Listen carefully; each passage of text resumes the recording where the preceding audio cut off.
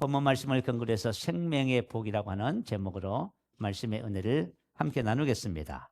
자, 오늘 본문은 하나님의 아들을 믿는다는 것이 무엇이며 하나님의 아들을 믿는 사람들에게 주어지는 최고의 복을 기록하고 있습니다.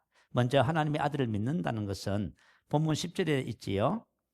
하나님의 아들을 믿는 자는 자기 안에 증거가 있다고 말합니다. 그 증거가 뭐지요? 12절에 보면 아들이 있는 자, 아들을 가지다 소유하고 있다 그 말이에요. 하나님의 아들을 믿으면 뭘 소유하고 있어요? 아들을 소유하게 됩니다. 그래서 요한복음 1장 12절에 영접하는 자, 곧 그 이름을 믿는 자들에게는 하나님의 자녀가 되는 권세를 주셨다 하지요. 그래서 영접하는 것과 믿는 것은 같은 뜻입니다. 저와 여러분이 만약에 예수님을 믿으면 우리 안에 누가 와 계셔요? 예수님이 계셔요. 예수님이 계시면 아멘. 예수님이 계시지 않으면 여러분 오늘 생각해 보셔야 돼요.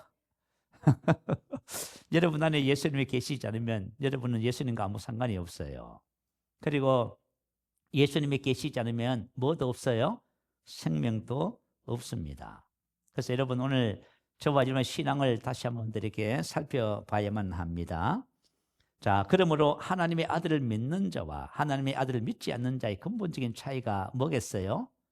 하나님의 아들을 믿는 자는 하나님의 아들이 믿는 자 안에 계시고 하나님의 아들을 믿지 않는 자는 그 사람 속에 하나님의 아들이 계시지 않습니다.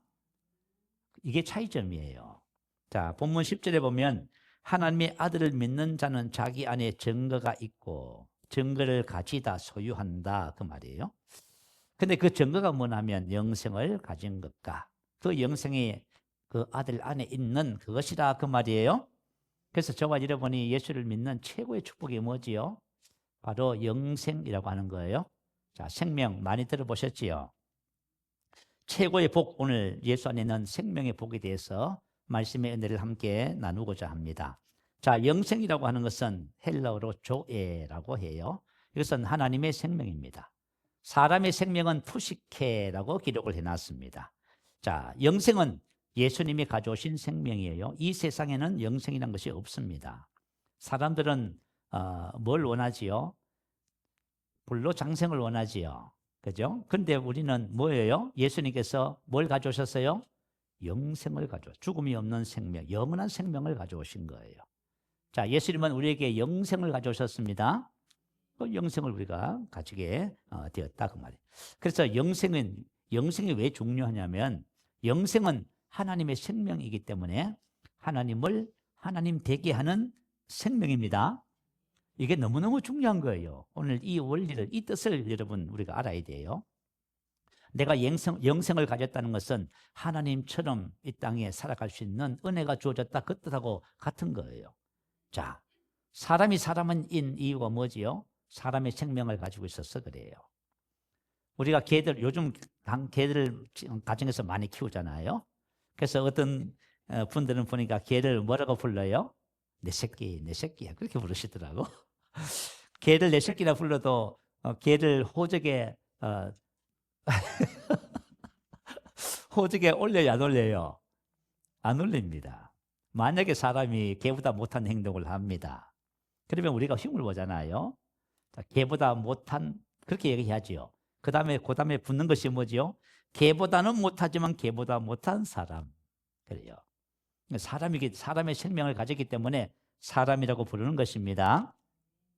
오늘 이 말씀을 나누는 이유는 자, 예수님께서 이렇게 말씀하셨어요. 내가 온 것은 생명을 얻게 하고, 자, 생명을 소유하게 하는 거예요. 예수님이 이 땅에 오신 유일한 목적이 뭐지요? 하나님의 생명을 얻게 하는 거예요.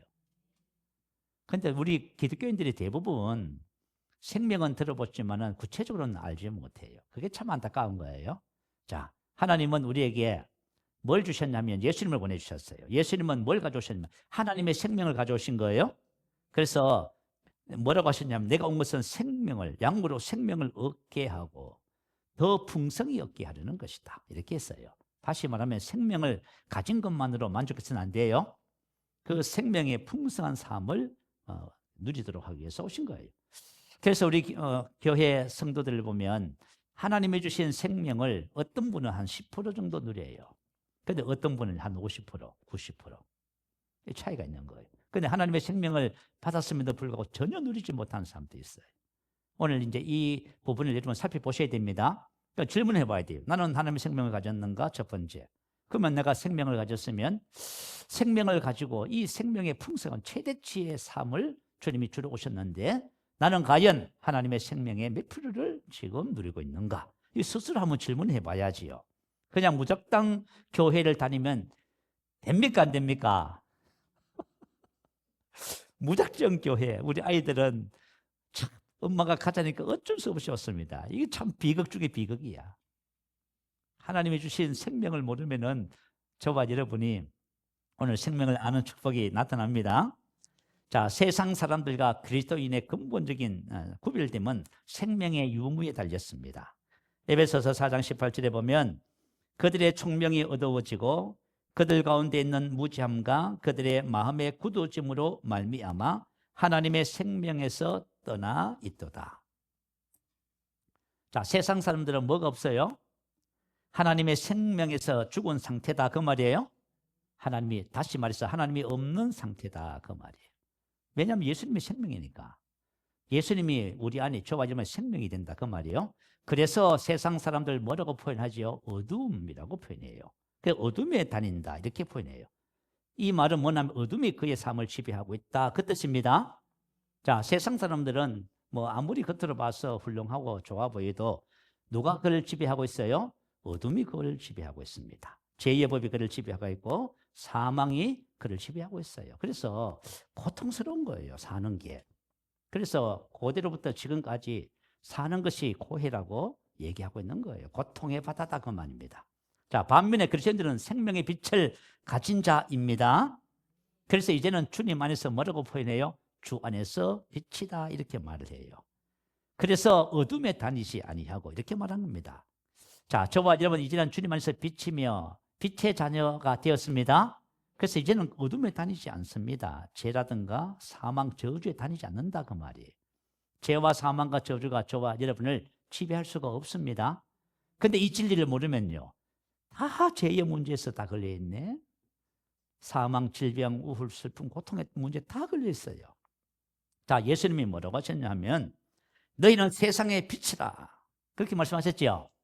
너희는 세상의 빛이다. 왜냐하면 생명의 빛을 얻어서 그래요. 저와 여러분은 세상의 빛입니다. 어둠이 있는 곳에 빛을 밝히는 거예요. 이같이 너희 빛을 사람 앞에 비치게 하여. 그러면 그리스도인들의 사명이 뭐냐면 여러분이 살고 있는 그 삶의 현장 속에서 여러분 안에 있는 생명의 빛을 비추는 거예요. 아멘. 자, 그래서 이 땅의 그리스도인의 삶은 하나님의 생명을 사람들에게 나타내는 삶입니다. 기독교를 종교라 부르지 아니하고 생명이라 부르는 이유가 바로 여기 있어요. 하나님의 생명이 제 안에 들어왔어요. 제가 이 생명을 어떻게 해요? 이 생명을 살아냅니다. 그래서 이 생명이 나를 통해서 어떻게 해요? 비춰지는 거예요. 그러면 세상 사람들이 나를 통해서 뭘 봐요? 생명의 빛을 보는 거지요. 그죠? 자, 로마서 6장 4절은 기록합니다.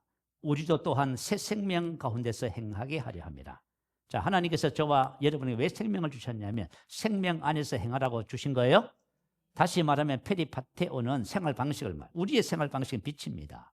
그리고 그 생명이 나를 지배해서 빛의 삶을 산다 그 뜻이에요.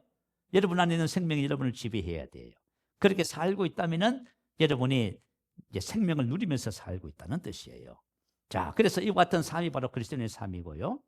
고린도후서 4장 10절을 읽어드립니다. 자, 고린도후서 4장 10절에 보면 우리가 항상 예수 죽음을 몸에 짊어짐은 예수의 생명이 또한 우리 몸에 나타나게 하려 합니다. 자, 나타나게, 알리다, 보여주다, 나타내다, 명백히 나타낸다. 자, 우리는 뭘 소유하고 있어요? 예수를 믿으면 예수의 생명을, 하나님의 생명을 소유하고 있습니다. 그러면 이 생명을 어떻게 하는 거예요? 내 몸을 통해서 세상 가운데 명백하게 나타내고 보여주는 것이 우리의 삶입니다. 무슨 말인지 알겠지요? 오늘 저와 여러분이 이 생명의 축복을 누리는 삶을 삽니다. 자, 이와 같은 삶이 그리스도인의 영향력이에요. 그래서 이 땅에 저와 여러분의 영향력은 하나님의 생명을 얼마나 많이 나타내느냐 거기 달렸어요. 우리는 뭐 잘 살고 뭐 성공해서 그거 아니에요, 여러분. 아시겠죠? 여러분 성공했는데, 그죠? 속에는 비리가 있고요. 잘못이 있어가지고. 얼마나 교회가 지금 어려움을 당하고 있습니까? 그런 것이 아니고, 저와 여러분 그리스도인들의 세상을 향한 영향력은 하나님이 주신 생명을 얼마만큼 살아내느냐. 거기 달렸어요. 그래서 주님이 그러잖아요. 세상의 빛이라고, 소금이라고요. 그 영향력이잖아, 소금. 빛과 소금은 영향력입니다. 아시겠죠? 여러분 이걸 기억하셔야만 해요. 자, 그런데 만약에 기독교를 종교적으로 접근하면 어떻게 될까요? 기독교를 여러분들이 만약에 지금 여러분 종교적으로 접근하고 있으면 이렇게 말할 거예요. 아, 내가 얼마나 수고했는데. 제가 기도해서 얻었습니다. 전부 이러고 있어요. 내가 얼마나 헌신했는지 아세요? 이거 내가 얻으려고 얼마나 애를 쓰고 수고하고 애를 썼는데 어떻게 공짜로 줘요? 이렇게 나와요. 그래서 성경은 거저받았다 하지요. 봐요. 여러분 기독교를 종교적으로 접근하면 전부 율법주의자가 되는 거예요. 그래서 남을 판단하고 헤아리고 그렇게 되는 거예요. 그런데 만약에 기독교를 생명으로 접근하면 얼마나 많은 생명이 나를 통해서 나타났는가. 그렇게 초점을 맞추겠지요. 지금 나에게 주신 생명이 얼마나 지금 영향력을 나타내고 있는가. 여기다 초점을 맞추겠지요. 자, 그래서 저와 여러분 오늘 이 말씀을 나누면서 스스로에게 질문을 해보셔야 돼요. 나는 생명을 가지고 있는가? 그렇다면 이 생명을 내가 어떻게 살아내고 있는가? 여기에 초점을 맞추셔야 됩니다. 자, 생명의 복에 대해서 말씀을 나누겠습니다. 자, 이 생명을 가진 사람은 심판이 없습니다. 왜냐하면 사망에서 생명으로 옮겼습니다. 요한복음 5장 24절 말씀 올려주세요. 우리 같이 함께 읽어볼까요? 시작. 내가 진실로 진실로 너희에게 이르노니 내 말을 듣고 또 나 보내신 이를 믿는 자는 영생을 얻었고 심판에 이르지 아니하나니 사망에서 생명으로 옮겼느니라. 영생을 얻었고 에코 가지다 소유하다. 자, 예수를 믿으면 영생을 여러분이 소유하고 있습니다. 여러분이 뭘 가지고 있어요? 여러분이 지금 영생을, 생명을, 하나님의 생명을 가지고 계시는 거예요, 지금. 그죠? 그래서 믿는 자는 영생을 가졌고 심판에 이르지 아니하나니, 이 말은 그는 심판으로 가지 않는다, 그 뜻이에요. 자, 다시 말하면 영생을 가진 사람은 심판이 있다 없다? 심판이 없다.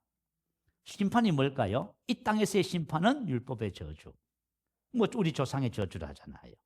그리고 그죠? 죽음 이후의 그죠? 심판은 영원한 불못이라고 하는 곳입니다. 자, 저와 여러분 이 땅에서 뭐가 없어요? 율법의 저주, 사망이 없습니다. 심판이 바로 사망인데 사망이 뭐냐면 율법의 저주를 말해요. 자, 우리 로마서 8장 1절에 보면 그러므로 이제 그리스도 예수 안에 있는 자에게는 정죄함이 없나니, 이 법률적인 용어예요. 재판, 선고, 형벌, 구속 상태를 전부 다 포함해요. 이것이 정죄함이 뭐 한다고요? 결탄코 없음을 강조해요. 그래서 정죄함이 없나니, 저와 여러분 이 땅에서 죄로 인한 선고와 형벌과 구속, 이 모든 것이 있다 없다? 없습니다. 아시겠죠? 저와 여러분 이걸 아셔야 돼요. 자, 내가 만약 영생을 가지고 있으면 심판에 이르지 않습니다. 왜 그래요? 사망에서 생명으로 옮겨졌습니다. 옮겨졌다는 것은 완료 시제예요. 끝나버렸다 그 말이에요. 옮기다, 이사했다. 한 곳에서 다른 곳으로 옮기다. 한 상태에서 다른 상태로 도달하다, 그 뜻이야. 여러분 이사했어요. 여러분 이사했으면 이사한 집에 가요 안 가요? 제가 저기 그죠? 초당 마을에 살다가 지금 이사한 지가 한 5년 넘었나요? 근데 그 이사한 한 집, 그죠? 옛날 살던 집 한 번도 안 가봤습니다. 왜 갑니까, 제가? 이사했는데. 자, 여러분 이사했다는 말이, 옮겼다는 말의 의미를 이해를 하셔야 돼요. 사망에서 생명으로 옮긴 자는 심판에 이르지 않습니다. 아멘. 자, 그렇다면 현재의 삶에서 고통, 괴로움, 슬픔을 당하는 이유가 뭘까요? 죄 문제 때문에 낙심하고 죄책감, 정죄감에, 열등감에 고통당하는 이유가 도대체 뭐냐는 거예요, 도대체. 한번 생각해 보셔야 돼요. 우리가 그리스도인들이 좀 답답한 면이 있어. 왜냐하면 하나님께서 정죄함이 없다고 했거든요. 근데 다 정죄당하고 있는 거야. 그럼 어떡하자는 거죠? 그럼 왜 그러냐면은 이 진리를 몰라서 그래요. 아멘? 진리를 이제부터 진리를 뭐 하면 돼요? 알면 됩니다. 걱정할 것도 없어요, 여러분. 걱정하지 마세요. 제가 여러분 협박하는 거 아니에요. 그냥 알면 되는 거예요. 그냥 우리는. 오늘 왜 이 말씀을 함께 나누냐 하면 우리 서로 진리를 알자고 나누는 거예요. 아시겠죠? 그러니까 여러분이 말씀을 받을 적에 하나님의 은혜로 다 받으셔야 돼요. 여러분 현재 상태에서 지금 살아가면서요. 여러분 고통당할 이유가 없어요. 왜냐하면 죄와 사망의 법에서 우리 해방시켰거든요. 자, 멜 깁슨이라고 들어보셨지요? 이분은 영화 배우고요. 영화 감독이십니다. 이분의 간증이 좋은 예가 될 것 같아서 한번 적어 옮겨봤어요. 자, 이분이 패션 오브 크라이스트라고 하는 예수님의 순환 12시간의 그 드라마를 만들었지요. 영화를 만들었지요. 아마 유명한, 여러분 다 그 대부분 보셨을 것 같네요. 이분은 엄청난 성공을 이룬 사람입니다. 39살에 배우, 감독으로 성공했어요. 오스카상을 이분이 수상했습니다. 그리고 이분은 그때 당시에 영화 한 편 출연하면 얼마를 받았냐 하면 200억을 받았대요. 세상에 영화 한 편 출연해서 200억을 받았다. 어마어마하죠? 이런 분이셨어요. 근데 이분이 패션 오브 크라이스트, 이 예수님의 순환 종교 영화를 만든 동기가 있어요. 그것을 이제 함께 나누었으면 해요. 이분이 이렇게 최정상에 올랐어요. 근데 그때부터 밑바닥까지 떨어졌다고 해요. 그땐 하루 했는데 속은 무너지기 시작한 겁니다. 1990년 후반부터요. 밤에 잠에 잘 수가 없는 거예요. 그죠? 악몽을 꾸고요. 일어나면 식은땀이 흐르고요. 그리고 외로움과 공허함이 찾아왔습니다. 이것을 달래기 위해서 술을 마셨대요. 술을 얼마나 마셨는지 계속 술을 마시고 촬영장에 갈 적에도요. 술이 없으면 못 가는 거예요. 그래서 촬영장 곳곳에 술을 감춰놓고 술을 마시면서 촬영을 하고 그랬답니다. 그래서 술을 계속 마시면 알코올 중독이 되겠지요. 그래서 2000년대 초반 44살 때 가장 어려운 시기를 맞이했다고 합니다. 내면이 이제 무너져 버린 거예요. 자, 술이 점점 들어가면서 돈은 막 많은데 평안이 없습니다.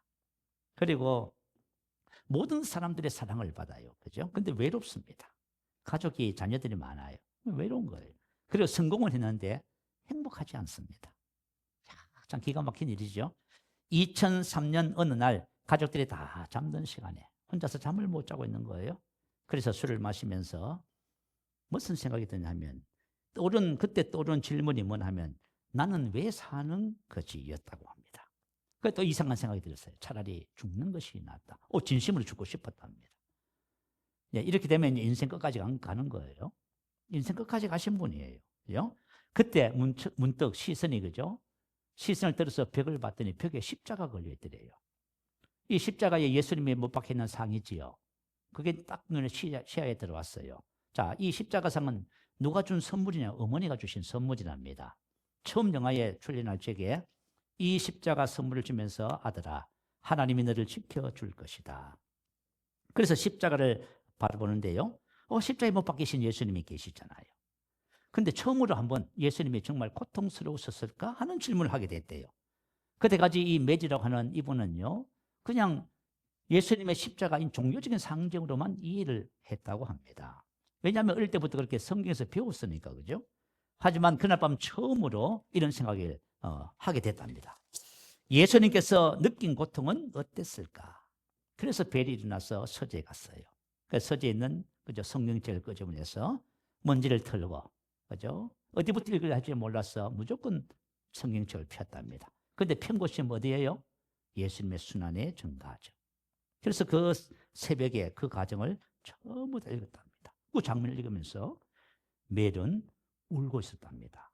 왜 우는지를 모르게요. 하염없이 눈물이 흐르고 예수님께서 나를 위해서 이 고통을 당하셨을까 하는 그죠 문제예요. 멜은 그때 처음으로 예수님께서 왜 고통을 당했는지를 깨달았다고 합니다. 그날 밤 무릎을 꿇고 하나님 저를 용서해 주세요. 저는 모든 것을 가졌다고 생각했습니다. 하지만 아무것도 없었습니다. 당신 없이는 아무것도 아니었습니다. 여러분, 우리가 인생을 살면서 있지요. 예수님 없으면 아무것도 없어요. 이걸 빨리 발견해야 되는데. 그래야 여러분 안에 계신 주님과의 관계가 회복이 돼요. 이 관계가 회복되지 않고서는 여러분이 많은 것을 가지고 소유하고 인기를 얻고 성공하고 출세하잖아요. 하면 할수록 절망해요. 내면이 다 망가지는 거예요. 그래서 눈물이 끊임없이 흘러내렸다고 합니다. 제가 겪는 이 고통이 뭔지 이제 알겠습니다. 당신과 멀어져 있었기 때문입니다. 제발 저를 다시 받아주세요. 자, 저와 여러분 안에 계신 예수 그리스도, 여러분 그분을 기억하셔야 돼요. 여러분 이분과 멀어지기 시작하면 다 망가지는 거예요. 그분이 여러분 생명인 거예요. 그분이 생명이에요. 그분의 생명이에요. 생명. 그날 밤 멜 깁슨은 그죠? 그날 온 새벽까지요 하나님 앞에 기도를 했다고 해요. 다음날 아침 그는 다른 사람이 되었답니다. 술을 끊기로 결심을 하고 AA 모임에 나갔답니다. 기도하고 성경 보고 하나님께 매달렸대요. 하나님, 스스로 할 수 없습니다. 저를 도와주세요. 1개월 지났습니다. 2개월, 3개월. 술을 끊었습니다. 가족들이 얼마나 놀라겠어요?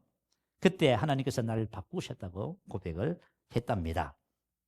그리고 그때 그의 마음에 한 가지 생각이 떠올랐습니다. 그날 밤 읽었던 성경, 예수님의 순환, 고통, 이 이야기를 영화로 만들어야 되겠다 결심을 했답니다.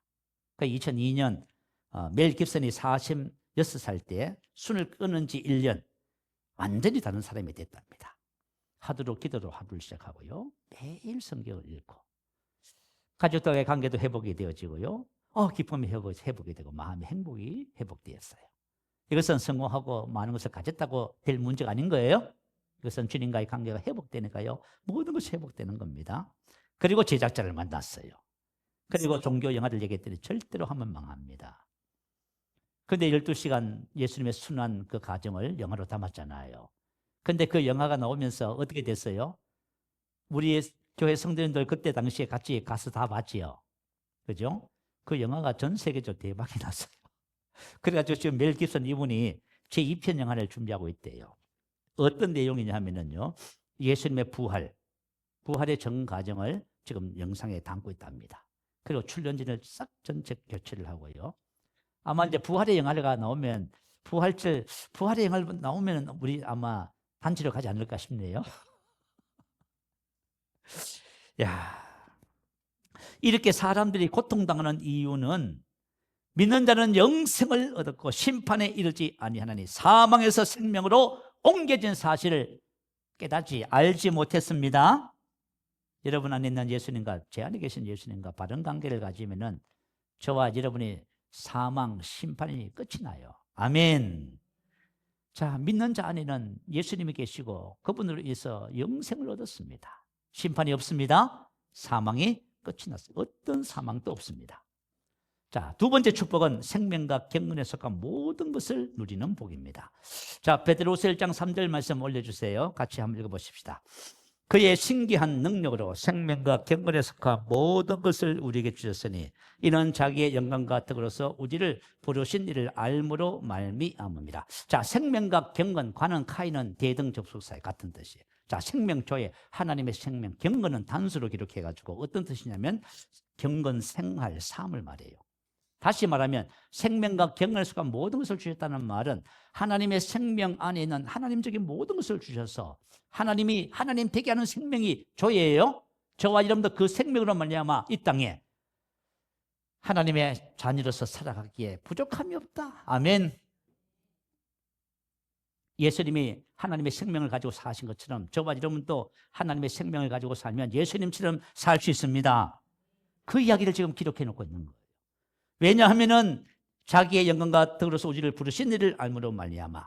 그러면서 4절에는 이렇게 기록했어요. 이 약속으로 말미암아 너희가 정욕 때문에 세상에서 썩어질 것을 피하여 신성한 성품에 참내는 자가 되게 하려 하신다니. 신성한 하나님의 성품은 본성 성경의 동료 공유자. 자, 저와 여러분이 하나님의 생명을 받아서 하나님의 본성의 공유자가 됐습니다. 여러분 이거 딱 깨달으면 여러분이 고백해요. 내가 사랑받게 할 줄 모르는구나. 하나님의 본성의 첫 번째 본성이 뭐지요? 사랑이지요. 성령의 9가지 열매가 사랑, 기쁨, 이게 뭐지요? 이게 바로 하나님의 생명의 본성을 말하는 겁니다. 사랑, 기쁨, 화평, 오래 참은, 자비, 양성, 충성, 믿음, 온유, 절제. 이게 바로 하나님의 본성, 하나님의 성품이에요. 근데 그것이 저와 여러분 함께 공유자가 된 거예요. 제가요 이걸 깨닫고 나서 참 고백했어요. 하나님, 저는 그죠? 사랑의 사람입니다. 저는 사랑밖에 할 줄 모릅니다. 고백했어요. 여러분, 하나님께서 주신 생명을 알면 여러분 고백이 달라져요. 그죠? 저와 여러분 이 생명의 성령의 법이라고 해요. 생명을 따라 살면은 이와 같은 열매들이 저와 여러분 삶에 전부 나타나기 시작합니다. 전부 나타나는 거예요. 자, 우리 로마서 8장 4절 말씀 한번 올려주세요. 한번 읽어보십시다. 자, 시작. 육신을 쫓지 않고 그 영을 쫓아 행하는 우리에게 율법의 요구를 이루어지게 하려 하십니다. 이루어지게, 이 말은 부정가고 수동태예요. 이루어지게, 우리가 이룬다는 말이 아니에요. 우리는 그동안 율법의 요구, 사랑, 의, 거룩, 이게 율법의 요구예요. 하나님의 성품을 이루라 그 말이에요.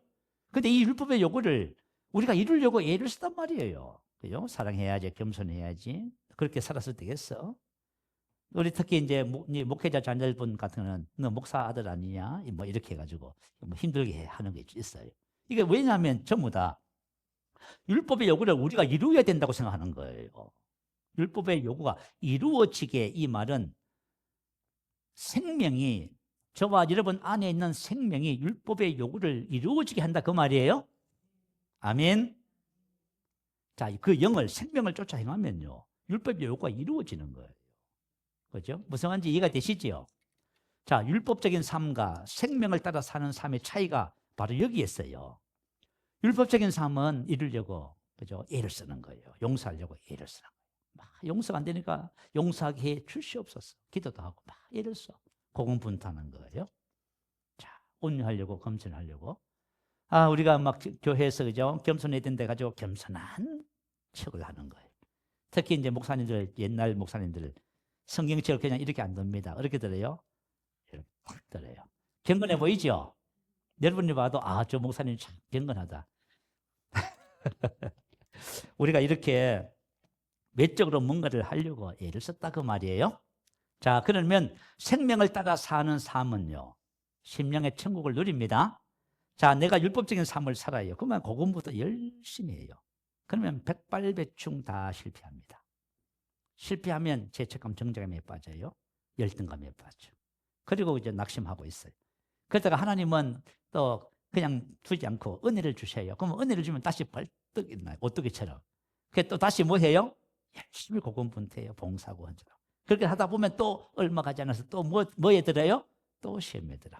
그러면 열등감, 또 하나님 또 은혜 주시면 또 벌떡 일어나. 이걸 뭐 해요? 평생 반복하고 있어요. 이거 율법적 삶을 살았어요. 우리 이제 교회 다니다가 힘이 겨워서, 그죠? 안 다니시는 분이 얼마나 많습니까? 이 율법적 삶을 사는 거예요. 자, 생명을 따라 살면은 저와 여러분의 율법의 요구가 이루어져요. 이루어지는 거예요. 그러니까 여러분, 복음을 안다는 것이 얼마나 큰 축복인지 이해가 되지요. 생명을 따라 살면 심령의 천국을 누리게 돼 있어요.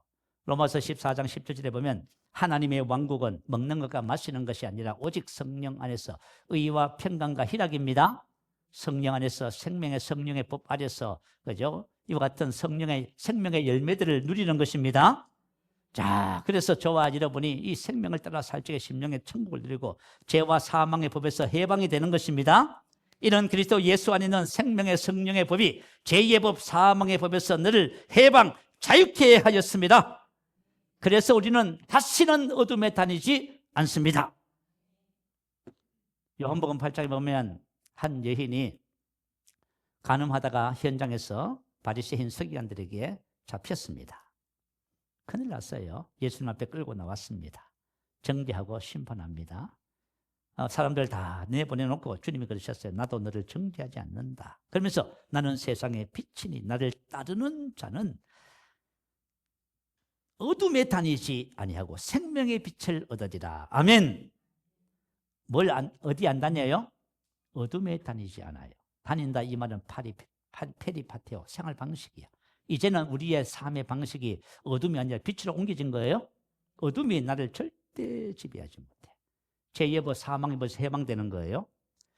야, 여러분, 우리가 어둠 가운데 닿는 건 여전히 죄 문제가 해결되지 않는 거예요. 사망 가운데 간다는 여전히 질병의 문제, 관계의 문제, 인생의 문제가 해결되지 않는 거예요. 여러분, 제가 이 생명을 알아가기 시작하면서요, 몇 년 전에 곤잘레스라고 하는 목사님이 이 세미나 컨퍼런스 오셔가지고 이 생명을 강조하시더라고. 근데 그분이 그죠? 이 생명이 죄와 사망의 법에서 해방한다면서 생명을 막 선포했어요. 그때 저에게 일어난 일이 뭔지 다 들으셨지요? 야, 생명이라고 하는 말씀이 딱 들려오는데, 그죠? 제 왼쪽 눈이 0.6에서 1.0으로 밝아졌습니다. 야, 나 세상에, 아니, 생명이라고 하는 그 말씀을 들었는데, 눈이 네, 놀랐습니다.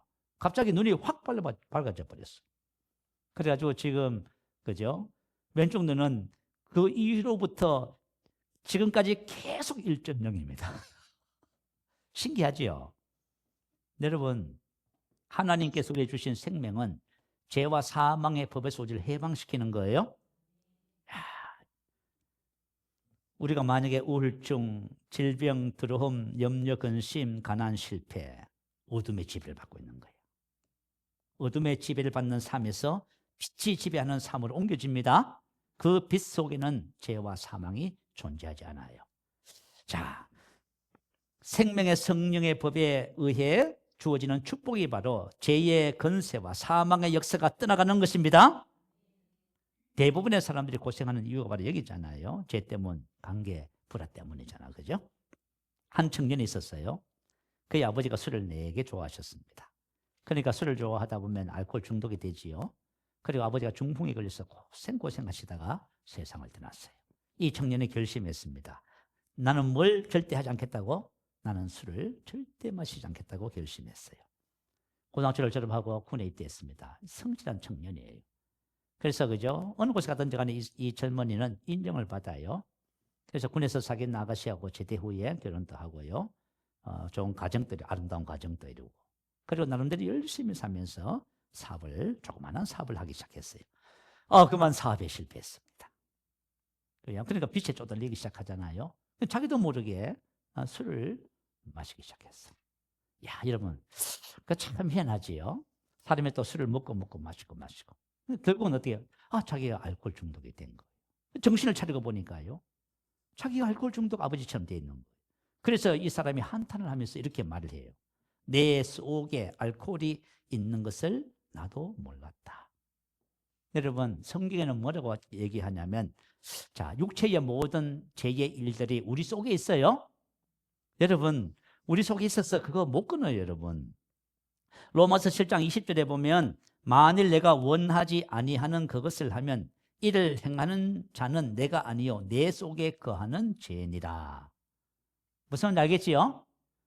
여러분, 우리 실수를 많이 해요. 왜 그러냐면 여러분 속에 그 죄가 거하고 있어서 그래요. 그래서 저와 여러분이 생명으로 살자면 이 죄를 다 걷어내야 되는 거예요. 자, 걷어내야 되는 거예요. 자, 이와 같은 죄와 사망의 법에서 해방되는 것이 바로 생명의 영생의 축복입니다. 그리고 세 번째는 뭐라고 기록해 놨냐 하면 영혼이 줄이지도 목마르지도 않습니다. 그리고 다스리는 생명입니다. 야, 여러분, 우리가 하나님의 생명을 가지고 이 생명을 따라 사는 삶이 되잖아요. 그러면 영혼이 줄이지도 않고 목마르지도 않습니다. 사람들이 얼마나 줄이고 목말라요? 요한복음 6장 35절 읽어드립니다. 예수께서 이르시되 나는 생명의 떡이니 내게 오는 자는 결코 줄이지 아니할 터이요 나를 믿는 자는 영원히 목마르지 아니하리니. 아멘. 자, 예수님은 생명의 떡이에요. 우리가 예수님을 믿고 생명을 얻으면은 영원히 줄이지 않고 목마르지 않습니다. 이걸 가지고 뭐라 해요? 참된 만족. 자, 어떠세요? 여러분 만족하시죠? 여러분, 환경과 상황의 문제가 아니에요. 내면에서 나오는 참된 만족이에요. 자, 세상은 사람들을 다 속입니다. 너가 좀 불이하더라도 성공해야 돼. 출세해야 돼. 돈을 많이 벌어야 돼. 학생들은 공부 열심히 해서 좋은 대학 가고 이게 세상 속이에요.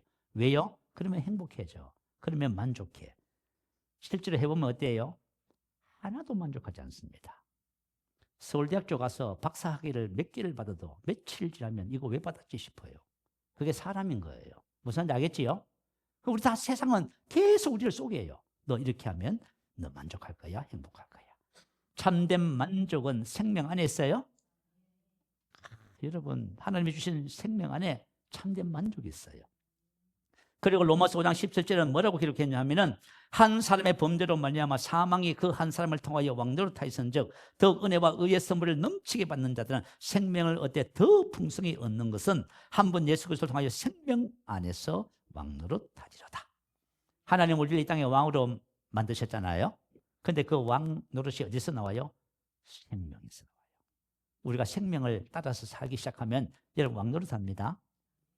사람들이 대부분 다 영향을 받잖아요. 환경의 영향, 상황의 영향, 사람의 영향, 모든 것에 영향을 받아서 무너져요.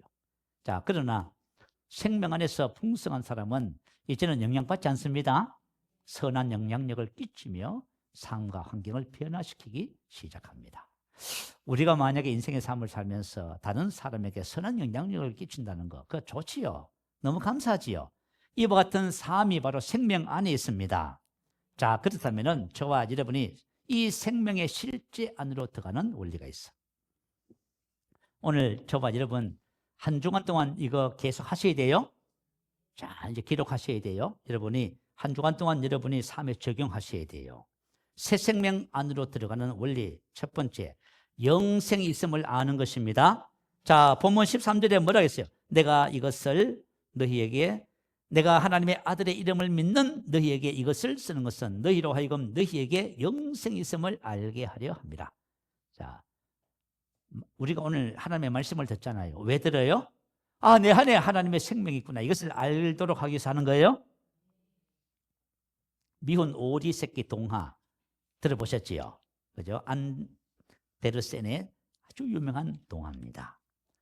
네, 이 줄거리가 뭐냐면 못생긴 새끼 오리가 차별과 방황 끝에 자신이 백조임을 깨닫고 행복해지는 이야기. 이 줄거리예요.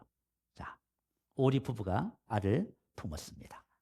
큰알이 하나 있었어요. 부화가 됐는데 그들이 봤을 적에는 못난 그죠? 오리가 태어난 거예요. 그게 왕따를 당합니다. 부모로부터도 외면당해요.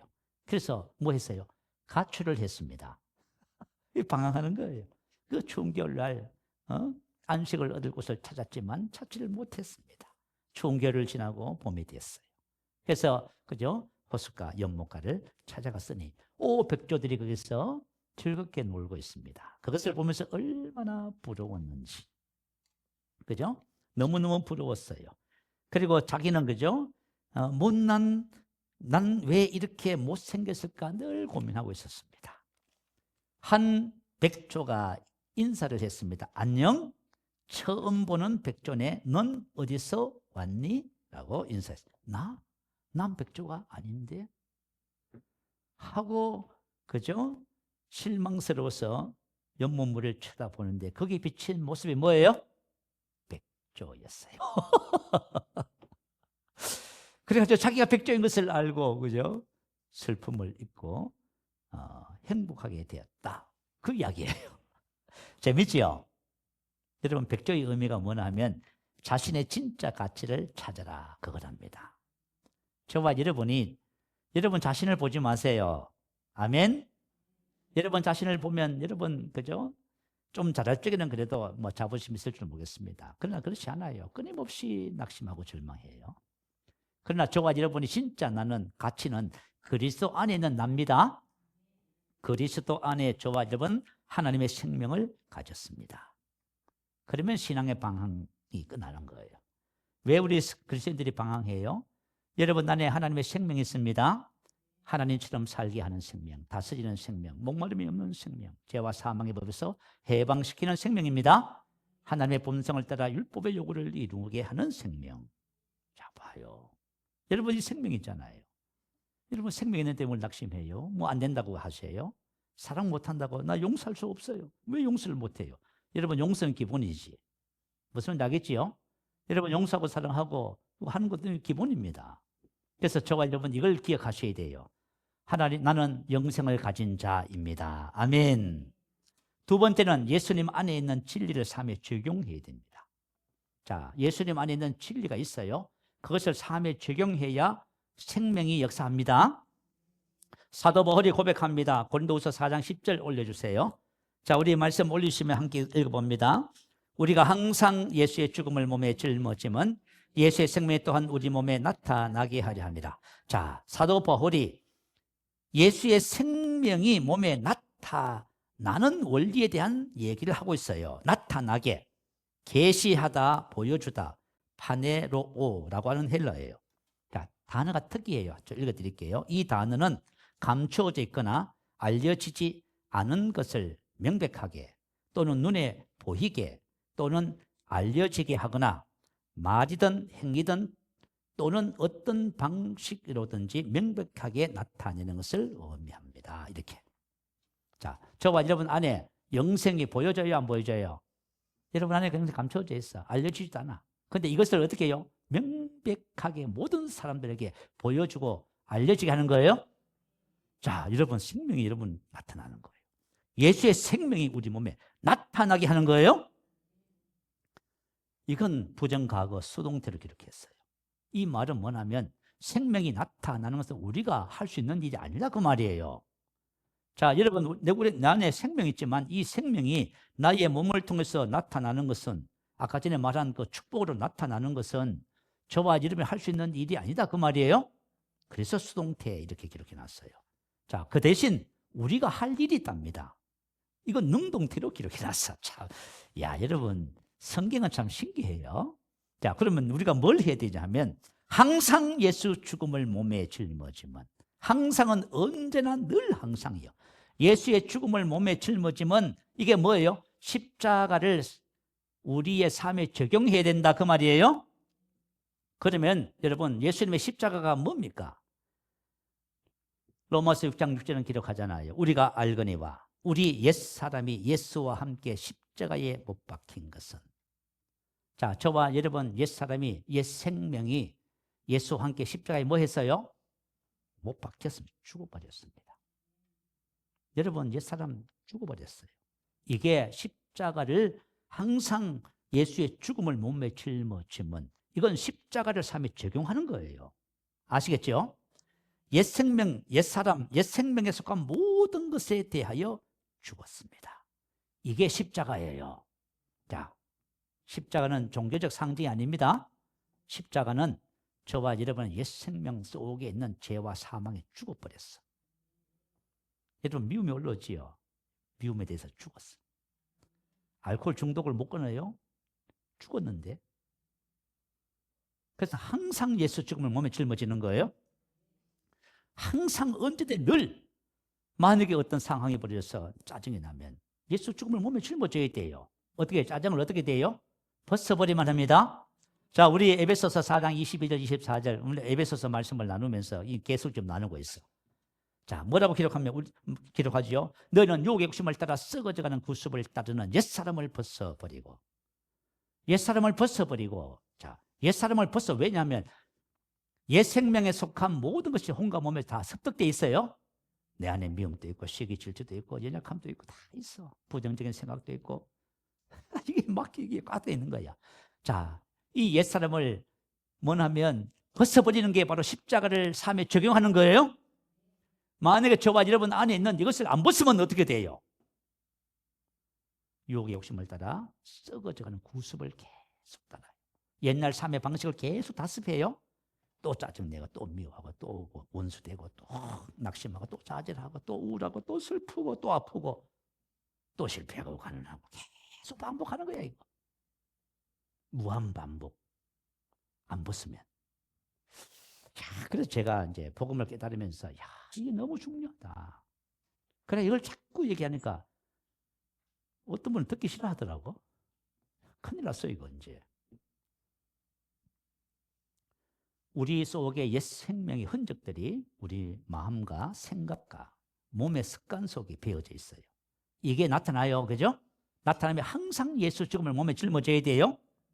즉각. 이게 바로 십자가를 삶에 적용하는 거예요. 자, 저와 여러분이 자, 십자가를 통해서 내가 옛사람의 옛생명에 속한 모든 것이 예수와 함께 죽었다. 이걸 알아야 돼요. 그래야 적용이 가능해요. 자, 이 모든 것이 옛생명에 속한 거예요. 자, 근데 너무 신기한 것이 있어. 자, 저와 여러분이 항상 예수 죽음을 몸에 짊어지면 예수의 생명이 우리 몸에 나타나요. 우리 안에 있는 생명이 그냥 나타나는 거예요, 그냥. 할렐루야. 근데 사실은 우리가 가끔씩 은혜를 받으면 기쁨을 누리잖아. 평안도 누리지요. 또, 그죠? 의로운도, 그죠? 열망이 있어. 막 주님을 위해서 살겠다고 막 고백하고 다 해요. 이건 가끔씩이야.